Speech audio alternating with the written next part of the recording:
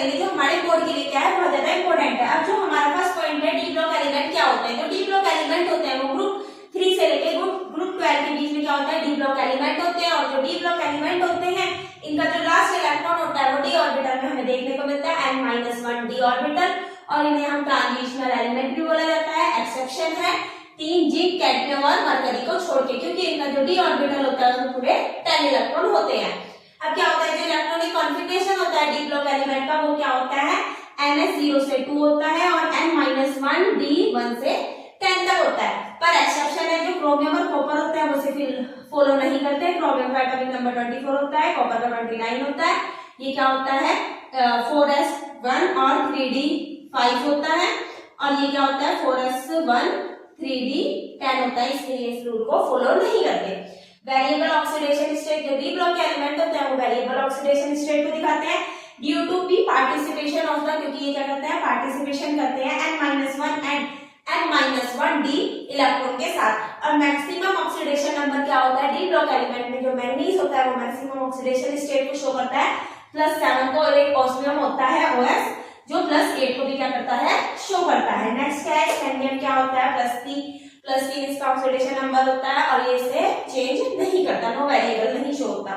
Coloured ion, अब क्या होता है, जो डी ब्लॉक के एलिमेंट होते हैं वो कलर्ड आयन होते हैं, क्योंकि इसमें क्या होता है डी ट्रांजिशन देखने को मिलता है, इसलिए क्या होते हैं, कलर्ड आयन होते हैं। कंडीशन पार्टिसिपेट, क्योंकि इनका जो ये कंडीशन इसलिए है, ऐसा इसलिए होता है क्योंकि इलेक्ट्रॉन का ट्रांजिशन करते हैं, क्योंकि इनका जो डी ऑर्बिटल होता है वो पार्शियली फिल होता है। डी ऑर्बिटल क्या होता है, पार्शियली फिल होता है, इसलिए ऐसा करते हैं। नेक्स्ट क्या है, जो कॉपर का +2 होता है वो ब्लू कलर का रहता है, जबकि जो जिंक प्लस हो और कैडमियम प्लस हो ये क्या होते हैं, हमारे कलरलेस होते हैं, क्योंकि ये D10 इनका इलेक्ट्रॉन क्या होता है, पूरा फिल होता है। अब नेक्स्ट क्या है, हमारा मैग्नेटिक प्रॉपर्टी है। जो हमारी मैग्नेटिक प्रॉपर्टी होती है वो क्या होते हैं, पैरामैग्नेटिक और डायमैग्नेटिक, दो तरीके के हमें देखने को मिलते हैं।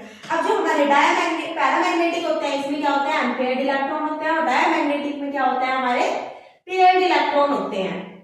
अब क्या होता है, नेक्स्ट क्या है, हमारी कैटालिटिक प्रॉपर्टी है। ये कैटालिटिक प्रॉपर्टी की तरह एक प्रॉपर्टी को शो करते हैं, क्योंकि रीजन क्या है, वेरिएबल ऑक्सीडेशन स्टेट है इसलिए।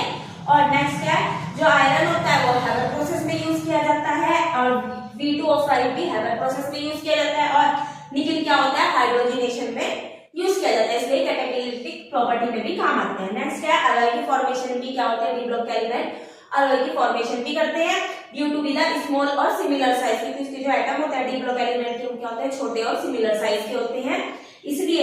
And once metal can be replace, और एक मेटल को दूसरी मेटल से रिप्लेस किया जा सकता है छोटा साइज और सिमिलर होने के कारण।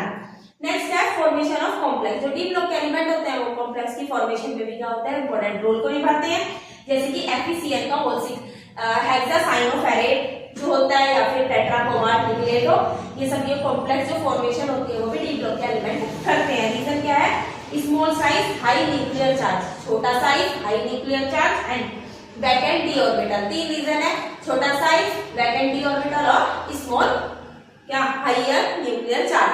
अब इसके डी ब्लॉक एलिमेंट में मेल्टिंग और बॉइलिंग पॉइंट क्या होता है, डी ब्लॉक एलिमेंट का हाई होता है, क्योंकि इसमें स्ट्रॉन्ग मेटालिक बॉन्ड होते हैं due to be the unpaired electron. अब इसके बाद क्या है, जो पोटेशियम डाइक्रोमेट है उसके बारे में पढ़ना है, K2Cr2O7 होता है, इसका स्ट्रक्चर है, ये क्या है, क्रोमेट आयन का स्ट्रक्चर है, CrO4 अब इसकी प्रिपरेशन क्या होती है, जब हम फेरस क्रोमेट की FeCr2O4 की रिएक्शन Na2CO3 के साथ करवाते हैं तो हमें क्या मिलता है, सोडियम क्रोमेट मिलता है, जिसे हम क्या बोलते हैं, N2Cr O4 बोलते हैं। H2SO4 से इसकी रिएक्शन कराने के बाद हमें सोडियम डाइक्रोमेट मिलता है, Na2Cr2O7। KCl से रिएक्शन कराने के बाद हमें K2Cr2O7 मिल जाता है, पोटेशियम डाइक्रोमेट। अब क्या होता है, जो हमारा CrO4 होता है ये येलो कलर का होता है, एसिडिक मीडियम में रिएक्शन करने के बाद ये ऑरेंज कलर का हो जाता है, CrO7-2, और इसको OH के साथ रिएक्शन करते हैं तो वापस से ये येलो हो जाता है। सेम जो K2Cr O4 होता है, इसके रिएक्शन H+ आयन के साथ करता है, एसिडिक मीडियम में क्या बना देता है, K2Cr2O7 बना देता है, OH के साथ करता है तो वापस से K2Cr2O4 बना देता है।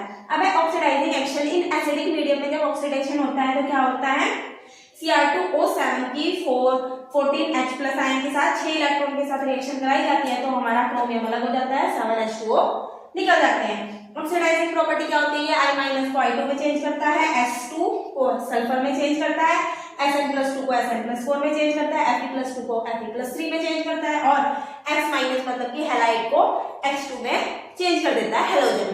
पोटेशियम परमैंगनेट के बारे में पढ़ना है। जो हमारा पोटेशियम परमैंगनेट होता है इसे क्या बोलते हैं, हम KMnO4 बोलते हैं। ये क्या होता है, डीप पर्पल कलर का क्या होता है, क्रिस्टलाइन सॉलिड होता है, ऑक्सीडाइजिंग एजेंट की तरह ये काम करता है। उसका जो मेल्टिंग पॉइंट होता है वो थोड़ा सा ज्यादा होता है, मेल्टिंग पॉइंट कितना होता है 240 डिग्री सेंटीग्रेड होता है। MnO4 का ये स्ट्रक्चर है, इसे परमैंगनेट बोलते हैं। जब हम Mn क्या करते हैं, MnO2 पायरोलेट की रिएक्शन करते हैं तो ये क्या बनाता है, K2MnO4 बनाता है, जिसे पोटेशियम मैग्नेट बोलते हैं। ये जो पोटेशियम मैग्नेट होता है अगर इसकी रिएक्शन हम क्लोरीन के साथ कर देते हैं तो ये पोटेशियम परमैंगनेट बना देता है। सेम एसिडिक मीडियम में कर देते हैं तो ये क्या बना देता है, हमारा MnO4 और KMnO4 बना देता है। अब इसके बाद क्या, ये एक तरीके का ऑक्सीडाइजिंग एजेंट होता है। अगर एसिडिक मीडियम है तो क्या करेगा, MnO4 की 8 H+ आयन से रिएक्शन और 5 इलेक्ट्रॉन जब बैलेंसिंग करने में लगते हैं तो ये खाली मैग्नीज बना देता है, 4 पानी के मॉलिक्यूल को निकाल देता है। अब क्या होता है, ये ऑक्सीडाइजिंग एक्शन होता है तो ये Fe+2 को Fe+3 में चेंज करता है, H2S को सल्फर में चेंज करता है, I- को I2 में चेंज करता है, ऑक्सैलिक एसिड को CO2 और H2O में चेंज कर देता है, SO2 को H2SO4 में चेंज कर देता है, H2O2 हाइड्रोजन पेरोक्साइड को O2 में चेंज कर देता है। नेक्स्ट क्या है, अगर हमारा ऑक्सीडेशन रिएक्शन किसमें हो रही है, न्यूट्रल मीडियम में हो रही है तो ये क्या करेगा, जो सल्फर हाइड्रोजन सल्फाइड होती है H2S होती है उसे सल्फर में चेंज कर देता है, MnSO4 को MnO4 में चेंज कर देता है, थायोसल्फेट को खाली सल्फेट में चेंज कर देता है, Na2S2O3 को Na2SO4 में चेंज कर देता है, I- को IO2- में चेंज कर देता है, H2O2 O2 को SO4-2 में चेंज कर देता है। इसके बाद मैंगनीज -+2 को MnO2 में चेंज कर देता है। अब इसके बाद हम F ब्लॉक एलिमेंट के बारे में पढ़ेंगे। अब हम क्या पढ़ेंगे, F ब्लॉक एलिमेंट पढ़ेंगे। F ब्लॉक एलिमेंट को हम इनर ट्रांजिशनल एलिमेंट भी बोलते हैं, जिसमें एक्टेनॉइड और लेंथेनॉइड आते हैं। अब जो लेंथेनॉइड होते हैं उन्हें हम 4F एलिमेंट बोलते हैं और एक्टेनॉइड को 5F एलिमेंट्स बोलते हैं। टोटल 14 होता है दोनों में। अब क्या होता है इसमें, इसका जो जनरल कॉन्फ़िगरेशन होता है N-2 से 14, F1 to 14 होता है, N-1 D0 से कहां तक होता है 1 तक N-S2 होता है, ठीक है। अब जो लेंथेनॉइड कॉन्ट्रैक्शन होता है, जो हमारी एटॉमिक या फिर आयनिक रेडियस होती है वो धीरे धीरे क्या करती है, डिक्रीज करती है लेंथेनियम से ल्यूटेनियम तक।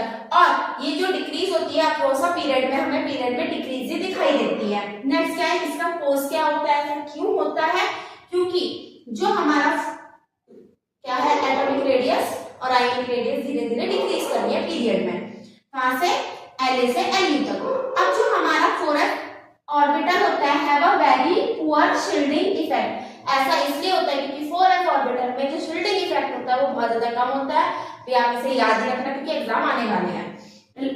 Left to right nuclear charge increase and radius decrease. Left to right nuclear charge क्या होगा, इंक्रीज करेगा और रेडियस क्या करेगी, हमारी डिक्रीज करेगी।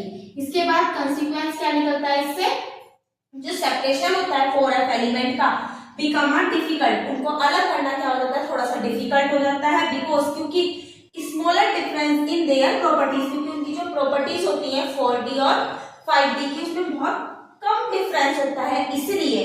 एंड जो ट्रांजिशनल एलिमेंट होता है 4f एंड 5f के have a same atomic radius, लगभग सेम सी होती है, इसलिए जो बेसिक कैरेक्टर होते हैं हाइड्रोक्साइड के लेंथेनॉइड के वो क्या करते हैं, डिक्रीज करते हैं लेफ्ट टू राइट जाने में। और जो LaOH का होल थ्राइस होता है ये मोस्ट बेसिक होता है, कौन सा, लेंथेनम, और ल्यूटेनियम क्या होता है, थोड़ा सा लेस बेसिक होता है, ठीक है। अब हमें क्या पढ़ना है, डिफरेंस पढ़ना है किसके बीच में, लेंथेनॉइड और एक्टेनॉइड के बीच में क्या डिफरेंस होता है। जो लेंथेनॉइड होते हैं उन्हें 4f एलिमेंट बोला जाता है 4f, और एक्टेनॉइड को क्या बोला जाता है 5f एलिमेंट बोला जाता है। टोटल दोनों में 14 होते हैं। अब क्या होता है, इसका जो जनरल ऑक्सीडेशन स्टेट होती है वो कितनी होती है, +3 होती है लेंथेनॉइड की, लेकिन ये +2 और +4 भी ऑक्सीडेशन स्टेट को क्या करता है, शो करता है। इसकी भी जनरली +3 होती है, बट ये 4, 5, +6, +7 को भी शो करता है। नेक्स्ट क्या है, लेंथेनॉइड कॉन्ट्रैक्शन लेंथेनॉइड में देखने को मिलेगा, एक्टेनॉइड कॉन्ट्रैक्शन एक्टेनॉइड में देखने को मिलेगा। इनके जो मोस्ट आयन होते हैं लेंथेनॉइड के वो क्या होते हैं, कलरलेस होते हैं, और एक्टेनॉइड के अधिकतर जो आयन्स होते हैं वो क्या होते हैं, कलर्ड होते हैं।